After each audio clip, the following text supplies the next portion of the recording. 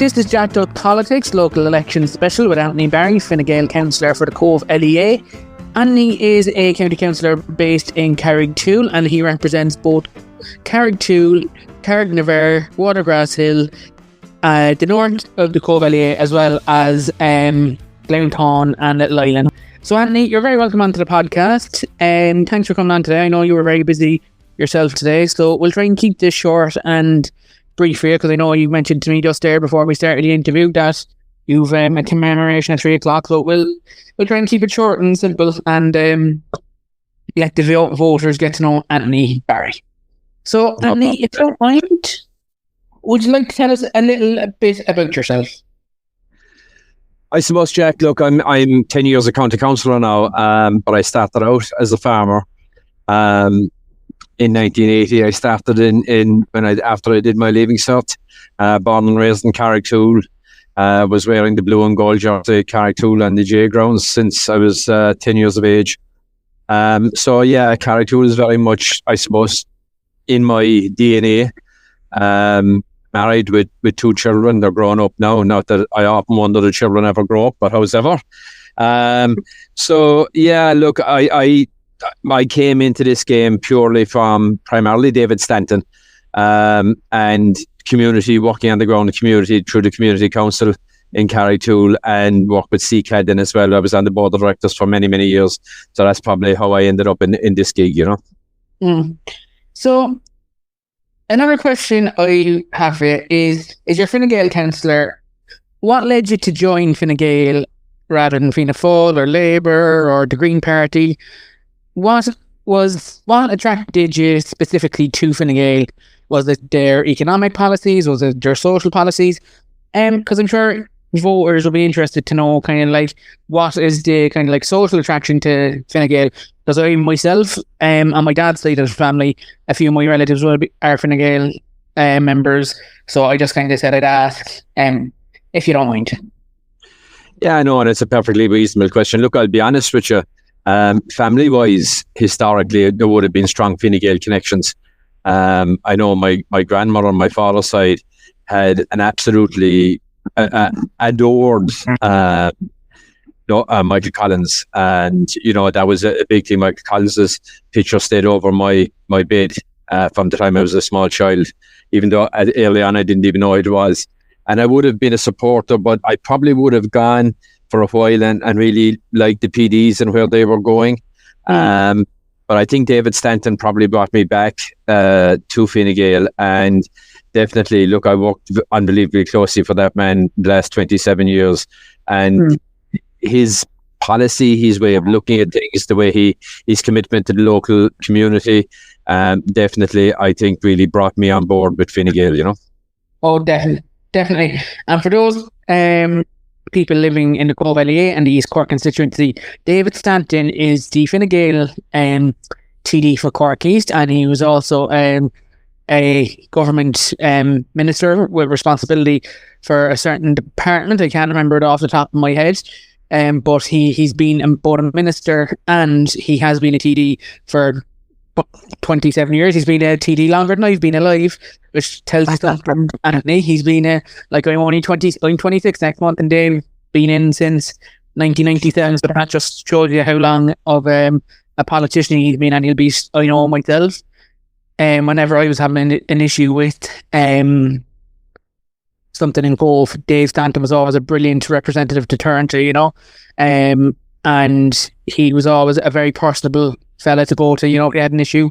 So he will be sorely missed.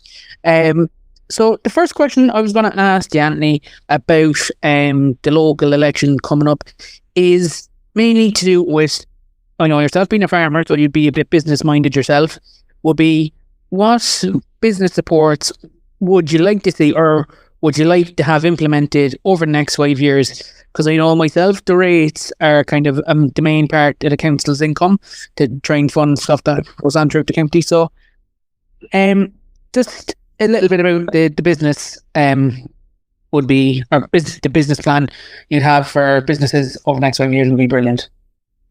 Yeah, I suppose, Jack, look, there are 2 ways of looking at this. The area we live in is quite unique in that I think actually if I'm right, the Cobh Municipal District probably collect about 65% of the actual complete rate basis for the entire county, which I don't think many people would realise. Now, a lot of that is obviously coming through Little Island and the Carricktool, the big players in those areas.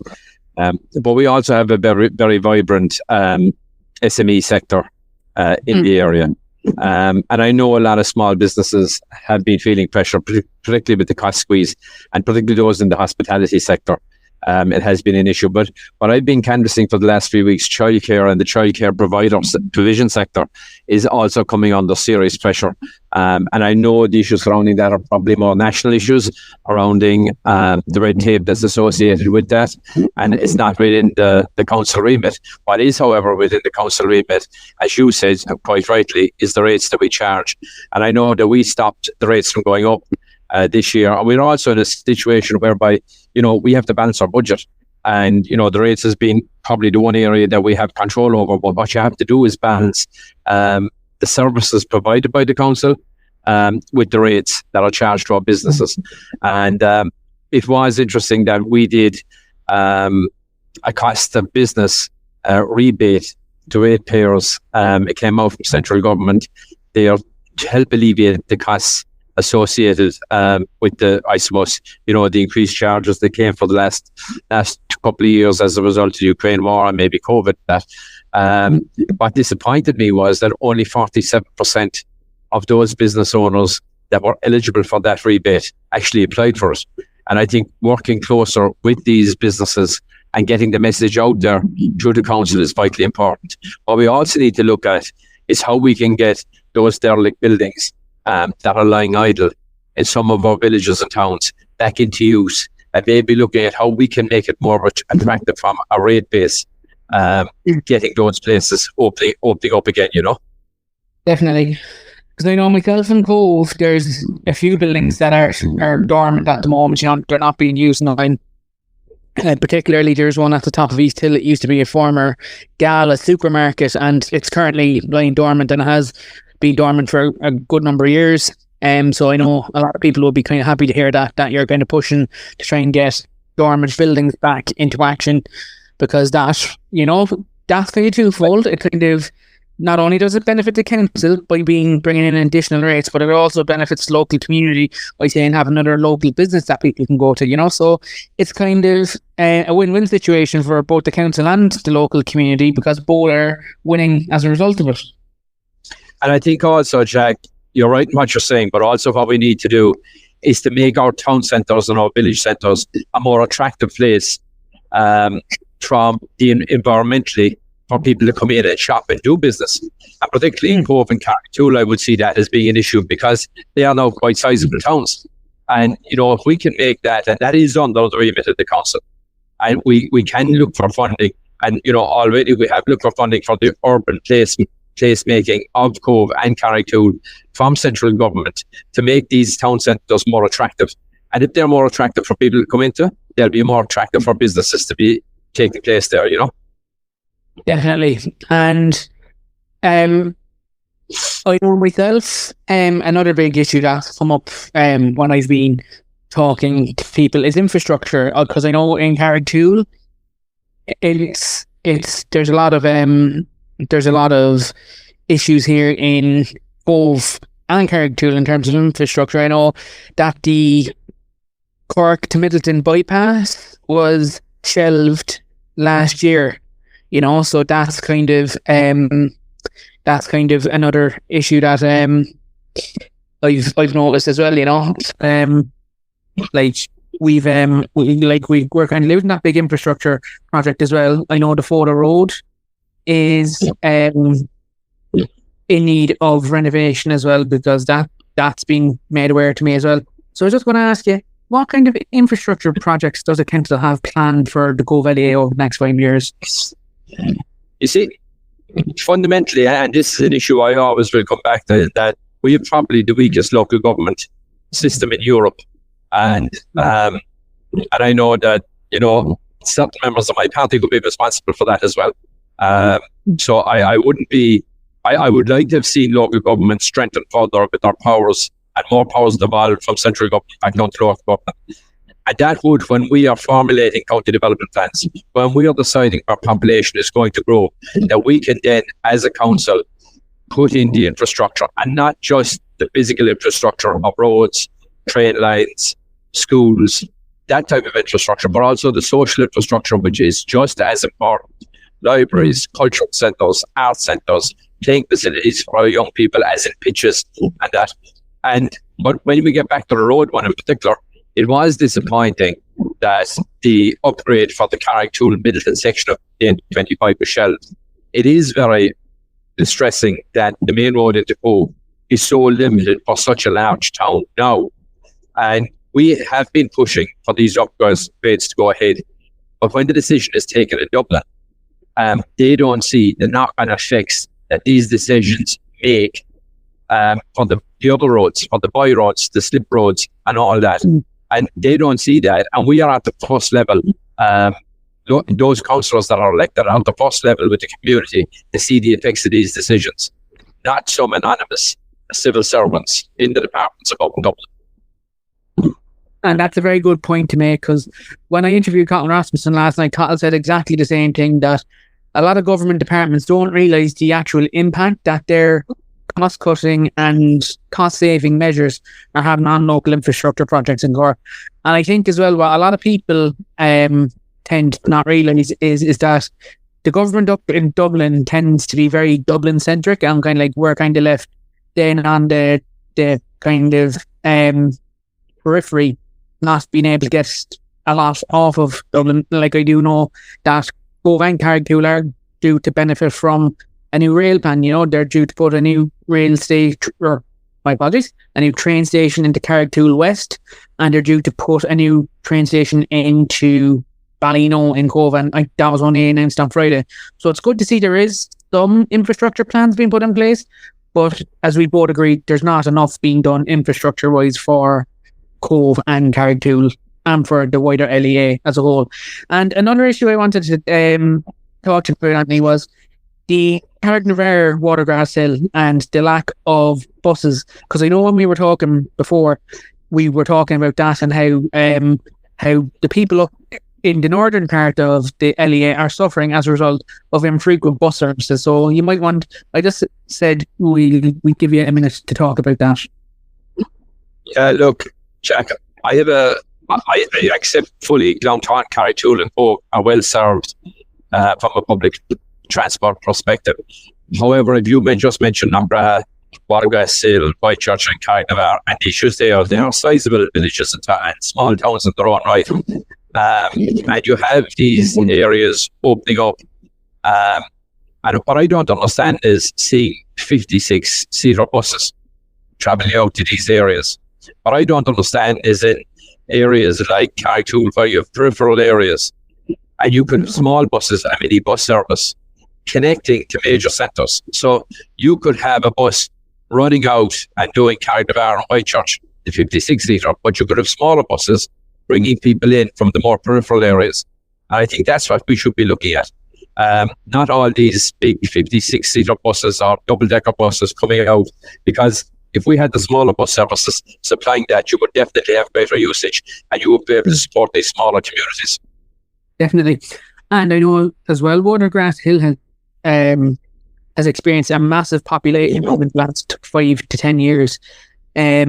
Because there's a lot more housing being built in Watergrass Hill now at the moment, and it is slowly becoming another dormitory town for Cork City and for East Cork. So I think that's another thing that's been meant that needs to be held or made aware is the county officials when they're deciding on transport plans, is that even though Cobh and Carricktool and Glounthaune would be the largest in terms of population, the likes of Whitechurch now and Carricknavar and Watergrass Hill aren't far behind, you know, that they're also growing at exponential rates as well. So I think what you're saying there about bringing the transport networks out is very crucial indeed. And this brings me to my next point as well, is about healthcare in Cork, or the Cobh, more specifically the Cobh LEA, because we all know there's doctors are getting older, we're facing an older population, And a lot of younger doctors around my age are emigrating to Australia for 2 to 3 years to get their bit of experience and live the high life and getting money, which I'm not saying is a bad thing. I don't want people to think that I'm against that. I'm absolutely not. But we have to be realistic. We are facing a health service crisis, and we do need more doctors and nurses within the health service executive. But we also need more kind of general practitioners for the likes of the primary care centre down in Carricktool, where Anthony's living, and down in the primary care centre in Cobh, where I'm living myself. So, Anthony, I just might let you make a comment on the local healthcare needs, because we all know that healthcare in East Cork, especially the Cobh LEA at the moment, is absolutely at the brink of bursting. Yeah, like, I mean, I suppose part of my job, you have a lot of people coming, getting housing in Carricktool, getting housing in Cobh, getting housing in Cloughton. And a big challenge they have is getting space for their children into GP centres, getting themselves into GP centres. I had a family visiting that relocated from Ballincollig, and they had to keep their GP in Ballincollig. They couldn't find a place.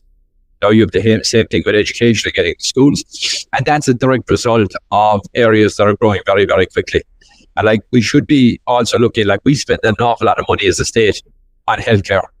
And I just wonder, we're actually one of the biggest in Europe per head of population. And I just wonder, we don't really get the bang for buck that we should be getting. I can't understand for the life of me why we haven't got these step down areas that, you know, if you're playing a match and you get, you know, you need a stitch, 5 or 6 stitches, you have to go up to Cork to get it done. That should not be the case. So a lot of these smaller little issues should be sorted out in Middleton, in Cobh, and in centres like that, to take the pressure off the major hospitals, you know. Oh, without a shadow of a doubt. And like, what a lot of people don't seem to realise is that the primary health care centres in Cobh and Carricktool at the moment are kind of not being fully utilised. That we both know that if a minor injury unit or a medical assessment unit was put into both of these facilities, it would take tremendous pressure off of the healthcare systems as a whole, Cork. And I don't know if many, like, I know myself, about 20 years ago, even when I was a young fella, or actually when I was a small fella, not a young fella because I'm a young fella now, that about 20 years ago, the Southern Health Board, a lot of that was actually controlled by the county council back then. That, like, the council had a bit more input into the health service back in the early days. And I'm just wondering, Anthony, would you be a proponent of kind of like a devolution of powers towards more healthcare services being given to the council to run? And would you think it would be more beneficial in the long run for, say, the likes of the primary care centres, and same getting minor injury units established in Cobh and Carricktool? Do you think that would be a thing to look at for the next 5 to 10 years? Look, I made a comment there a while ago, Jack, that I think our local government system in this country is particularly weak. And this is another example of that, where you had the health boards reporting to councils. And by reporting to councils, they're reporting to councillors. And by reporting to the councillors, they're actually reporting directly to the communities that the councillors represent. So that layer was cut. The same happened when Irish Water was created, in that connection between water services and the councillor, and by extension to the community, that was cut. And, you know, it's just an example of what I was making earlier on. I would like to see the health services, I'm not saying reporting directly, but definitely have some, that there would be an input from the council directly. There would be an input to Irish Water directly from the council. There would be an input to maybe the ETB system, or in our education system, into the schools directly. And that has been broken. And that is something that you have in other jurisdictions, but you don't have it here. And I suppose that kind of brings me into my next question then, was about education. Because I know Carricktool has 2 or 3 quite large secondary schools at the moment. And I know Cobh has 2 large secondary schools at the moment. I know in all the instances of all the schools, they've all applied for planning permission to build either an extension or a new school. So I'm just wondering, what's your take on what could be done, what more could be done for, say, like the schools looking for extensions and people looking for more places for kids, for school places for kids? I suppose, look, we're lucky in Carrigtwohill in that the largest standalone campus in the country was completed there a few months back. And it's wonderful, but the post-primary section of that is probably approaching capacity already. Primary-wise, we'll probably still have capacity. But you have to look again at the entire LEA and look at it kind of, there is going to be a continued increase in population. Sometimes in some areas you see a bubble and you may be crying out for capacity for a few years, but then that bubble will shrink back again and the capacity that you had will be enough. However, I do think in the Cobh LEA and the East Cork LEA, because primarily of the railway line, you're going to have a huge increase in population going forward. And with that, the services will be needed, and education is an obvious one. And I think post-primary, we will be crying out for another post-primary school in the area, if not already, but definitely within a short couple of years. And I think we need to be having plans, and there is absolutely no plans that I can see for another post-primary school in the Cobh, Carrigtwohill, Middleton area. And I think that's something that needs to be delivered ASAP. I think primary-wise, we might be too bad for a while, but it's something that needs to be monitored, definitely.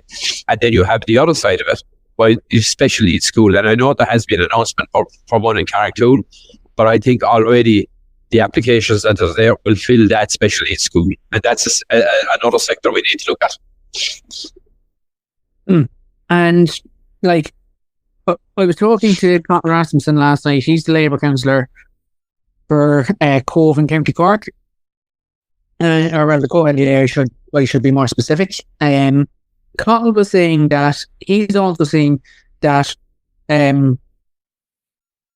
while we have enough capacity in the primary sector, the education, Gael said pretty much the same as yourself, that we are going to see a big push for a need of secondary school places, and we're going to need them as soon as possible, because as we both know, the population of Cobh has grown substantially in the last 5 years. Carrigtwohill is the same. I know Carrigtwohill has actually grown slightly faster than Cobh, even though Carrigtwohill still has slightly less. The amount of population growth was actually slightly quicker than Cobh's. I think Carrigtwohill has up around I think somewhere between 5,000 and 6,500 people now living in Carrigtwohill or thereabouts. And I know Cobh is up around the 16,500 mark, whereas 5 years ago it was down around 14,500, you know. So both areas have kind of seen an additional couple of thousand people moving in the space of 5 years, you know. And if you think about it, that's kind of like about, well, on average about maybe say 500 people a year or thereabouts. So, you know, that's quite a lot of people moving into an area every year, you know, if you think about it, because that's 500 people you have to provide school places for, that's 500 people you have to provide doctor surgeries for, and if that's 500 people you have to provide water, electricity, heating and waste services for, you know. So it does put pressure on services. No doubt, Jack. And, you know, you just mentioned Cobh and Carrigtwohill. You also have to say that even Glounthaune as a unit has gone faster again than either one of those two areas, percentage-wise. And then the same thing, you mentioned Watergrass, the same. And indeed, our town of Middleton, which is only, 4 miles from Carrigtwohill, the same thing is happening there.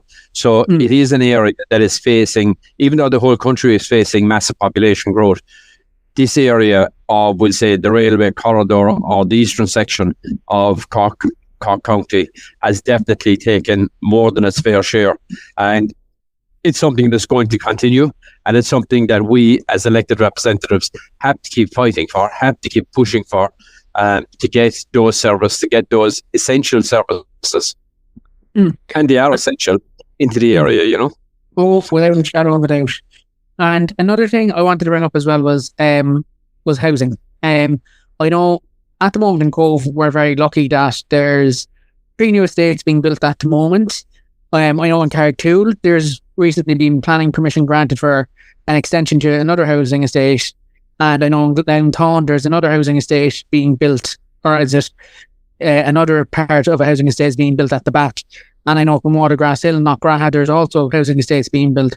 So I just want to know what the council's plan is in terms of social and affordable housing. Is there a plan in place to buy more of those houses off the developers and make them available to people, or what's the plan with them? But on the social housing provision side of it, I think we've made huge inroads in the Cobh LEA in particular, in Watergrass Hill, Carrigtwohill and Cobh. And then there's been a number of units have appeared in Glounthaune and in Knockgraha as well over the last couple of years. And we have, I know Carrigtwohill alone is probably after providing about 250 social housing units in Carrigtwohill, and I think roughly the same in Cobh. So social housing has really been delivered upon in large numbers, albeit you still have huge housing lists that need to be filled. And I know it's, we have to look at the council, but a lot of people from outside the Cobh LEA have got some of those houses. And I would have liked to have seen way more people from the Cobh LEA. And what I mean by that, people that are living already in the Cobh LEA area, getting some of those houses. So that is one aspect of it that did concern me. And I have raised it a couple of times, but I know that you're entitled to bid. If a house comes up, you're entitled to bid anywhere in the county for those houses. And because the Cobh LEA area is an attractive area to live in, there's no doubt about that. That's why so much housing is coming in here. People are bidding from all over the county for houses that are coming up in the Carrigtwohill, Cobh, Watergrass Hill, Glounthaune area. And you can see that with the expressions of interest on the CBL system. That's the choice-based letting system that the council use to fill their units. Now, on the affordable housing, which is something I'd like to see an awful lot more of being made provided, and the cost rental. We have a unit that was only opened last week, and you might have seen that, in Clonard and Cobh, where there are a large number of social housing and affordable units. I think it's about 160 in total will be delivered in there. And we had the unit in, the name is escaping me now, in Cobh as well, out there by Ballino as well.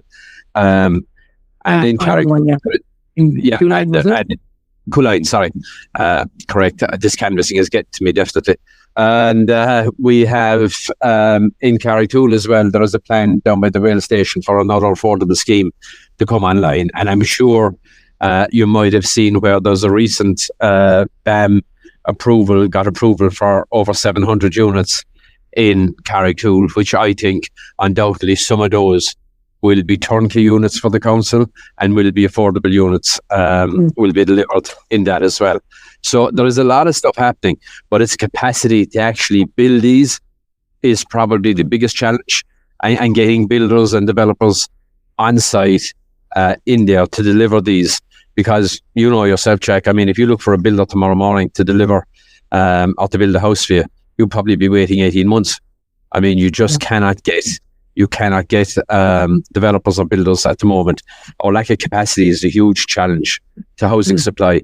Now, also, we have, of course, a very complicated and detailed planning system, and, you know, where people can appeal to Bord Pleanála for the slightest of reasons, which I think delays the whole process and delays housing, the deliverability of projects. And I find that a huge, frustrating challenge that's there, where spurious objections and spurious appeals to ABP can slow projects up to a ridiculous level.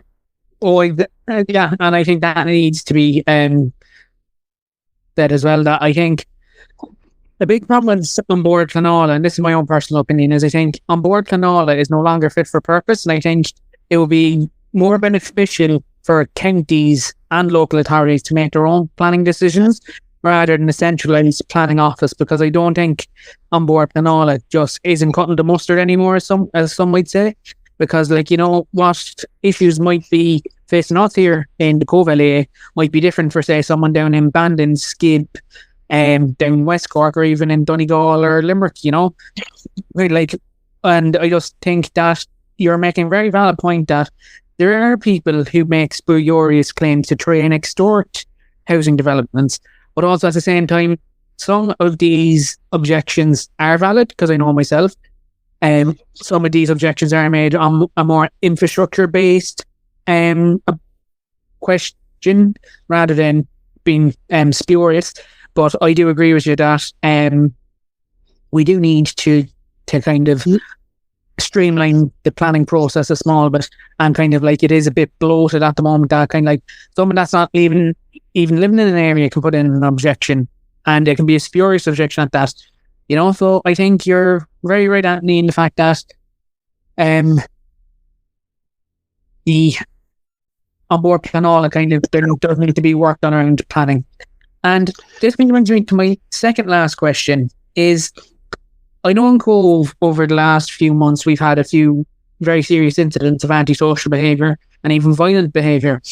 And I'm just wondering, is there a plan in place for the Cobh LEA in terms of enhanced community policing,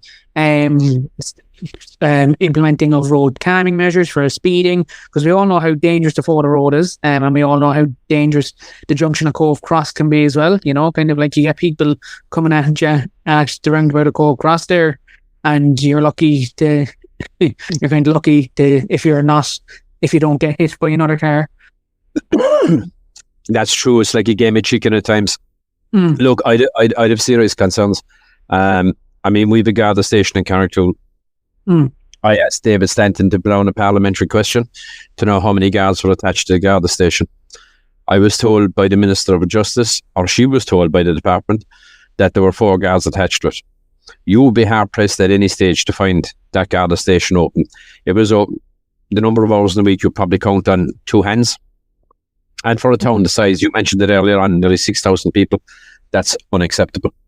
There needs to be a greater presence on the ground. And I know that when you've a situation that you're full employment in this country, as you have at the moment, competition is fierce for the bodies that are out there.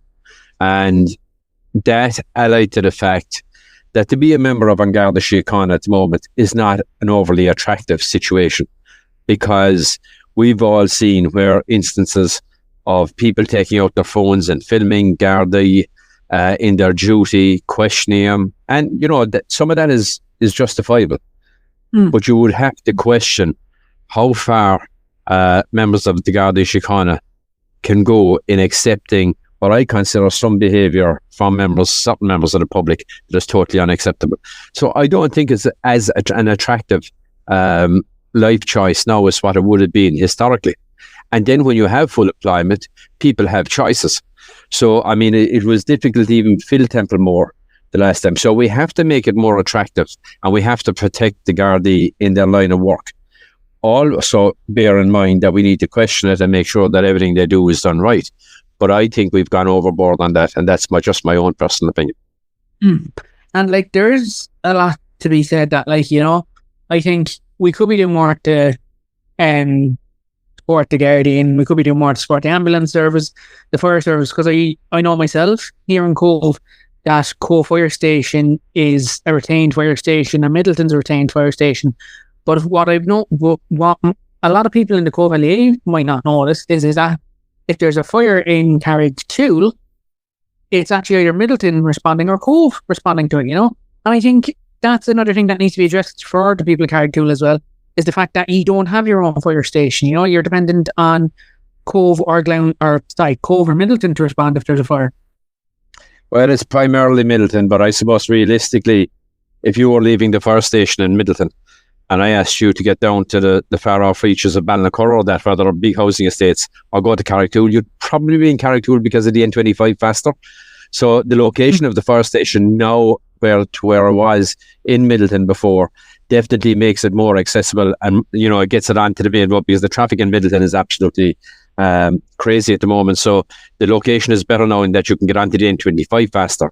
I'd probably be more concerned about the ambulance service and getting that out there, because I know we have a fantastic group of the first responders that would be the first call, protocol, and sometimes you can be lucky, but sometimes you can be very unlucky in waiting for an ambulance way too long. And I think whereas the Carrigtwohill situation and that in Glounthaune isn't too bad, in that our proximity to the city is away faster, Cobh is that little bit more isolated.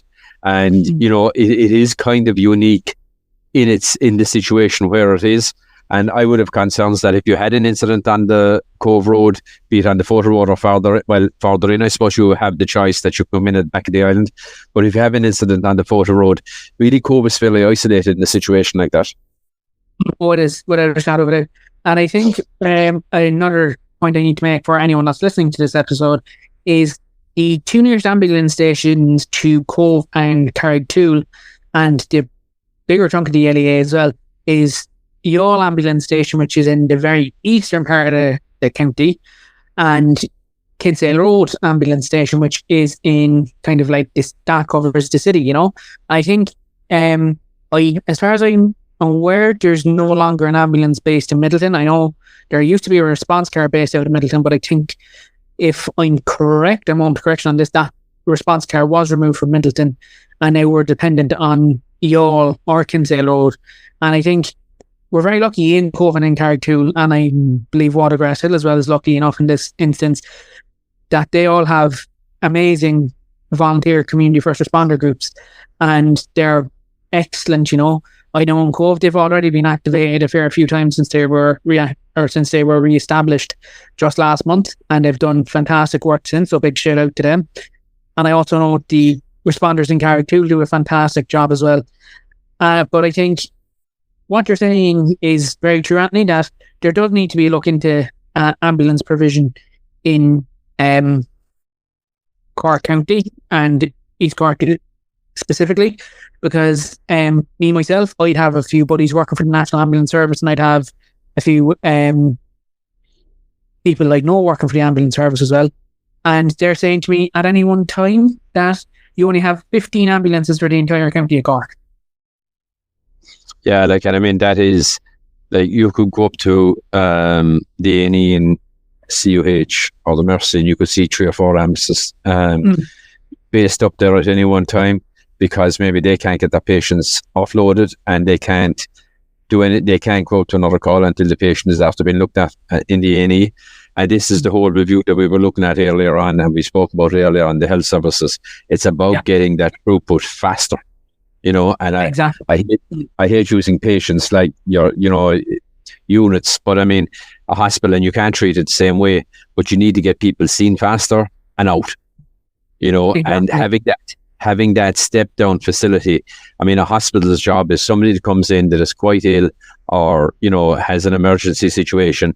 You sort them out as quickly as you can and get them into another facility. Then after that, they do not need to be in a hospital.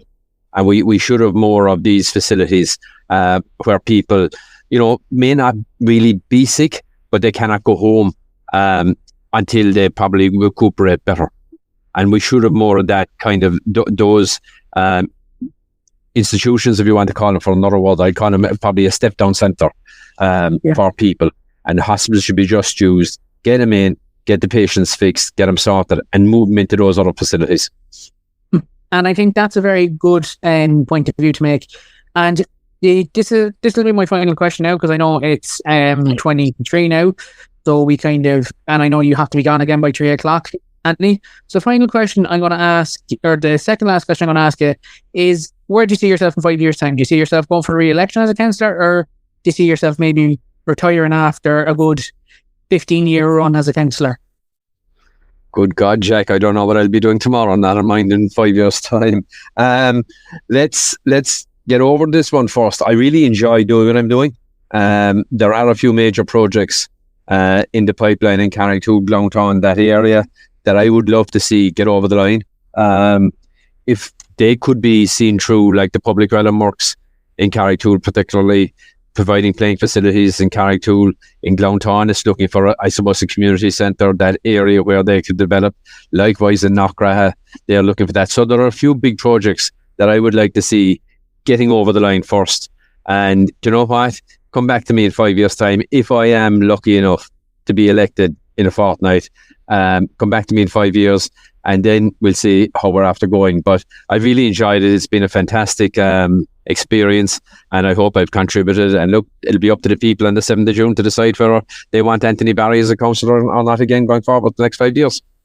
Well, that's a very good answer, Anthony. And I think anyone who knows you knows your reputation will speak for itself, and knows that you've been a stalwart for the entirety of the LEA, not just Cobh and Carricktool, but I know you've worked quite hard for the people up in the most northern part of the LEA as well, that a lot of people would seem to forget about.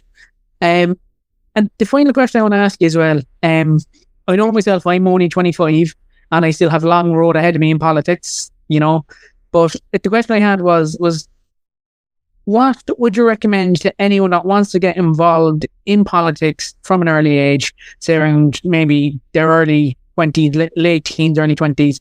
What would you recommend for them if they want to get involved in politics? Because I know politics at the moment in Ireland has become so polarising, it kind of causing a lot of young people to kind of question whether or not they want to go into politics.